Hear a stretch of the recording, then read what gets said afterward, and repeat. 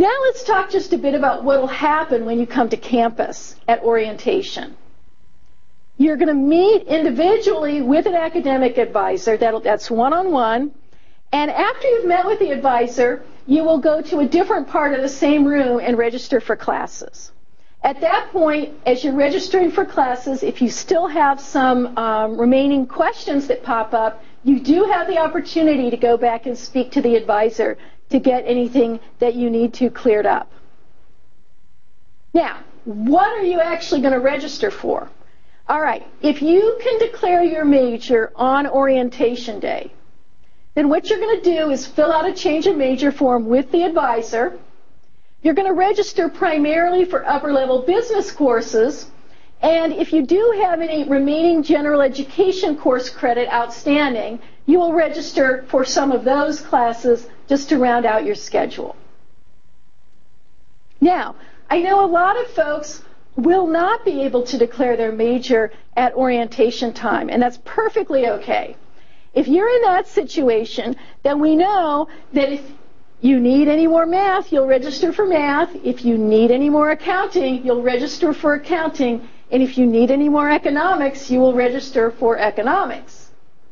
So if you're a full-time student, I would already know 3 of the classes that you'll register for if you've never taken these subjects before. Now, what else will you take? You'll take some classes in general education, and then you will also possibly take some upper-level business courses if you've met the requirements.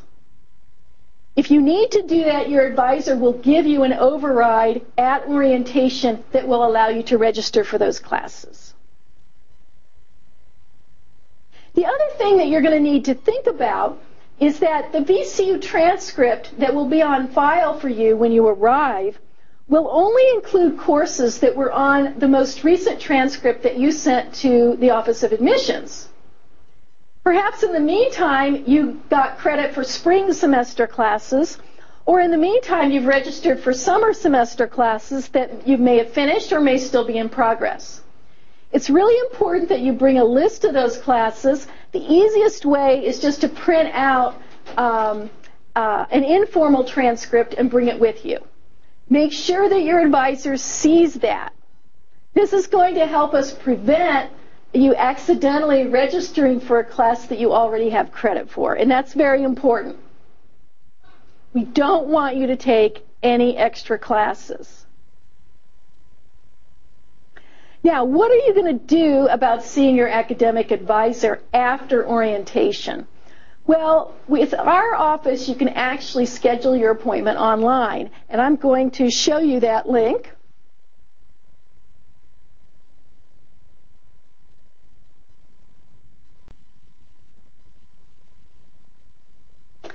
This is the home page for our office, and you can see this gray bar here where you click here to schedule an advising appointment. Right now, you will not be in our system, and when you first arrive on campus, you won't be able to use this. But within a week, or possibly it might take as long as 2 weeks, we will have you entered into this system, and you'll be able to click on this link and make your own appointments over the web to see your advisor.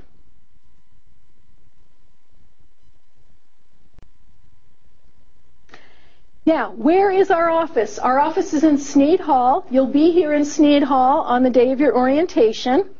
You have our phone number listed there. How often should you see your advisor? I think it's probably best to see your advisor once a semester.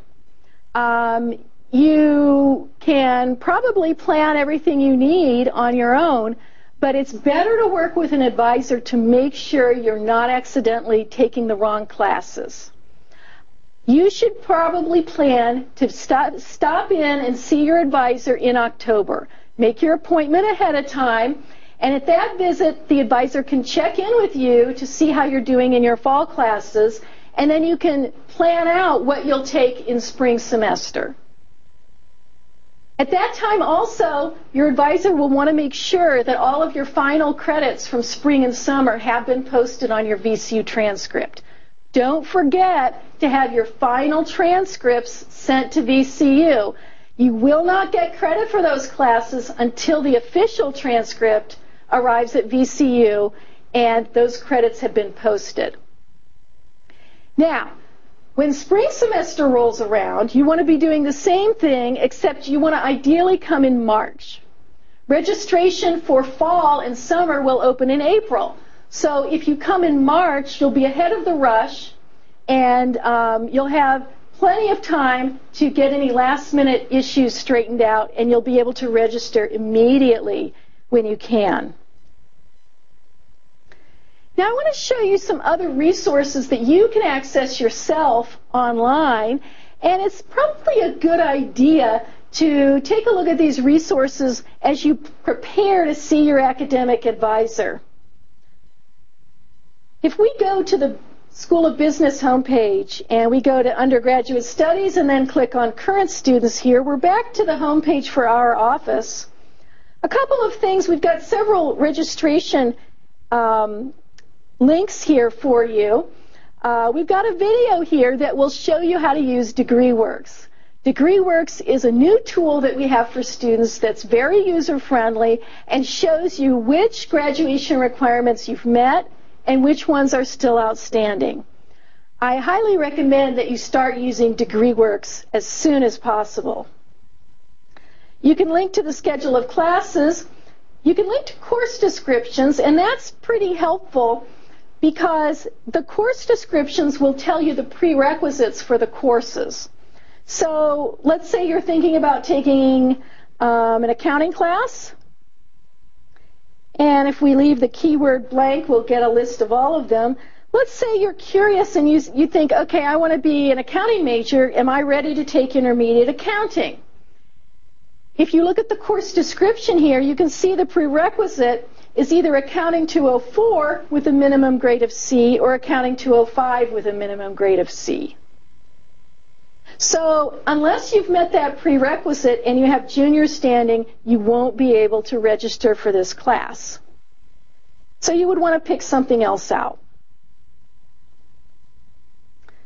We also have a link here to suggested academic plans. This information duplicates some of the things you'll see in DegreeWorks, but if you'd like to see it in a slightly different format, you can come to this page, look for your major, perhaps your information systems major,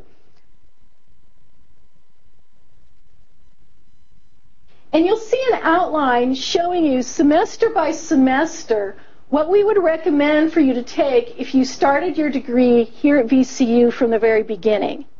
As transfer students, you'll need to make some mental adjustments to some of those things, but I think you still will find it helpful in planning an order to your classes.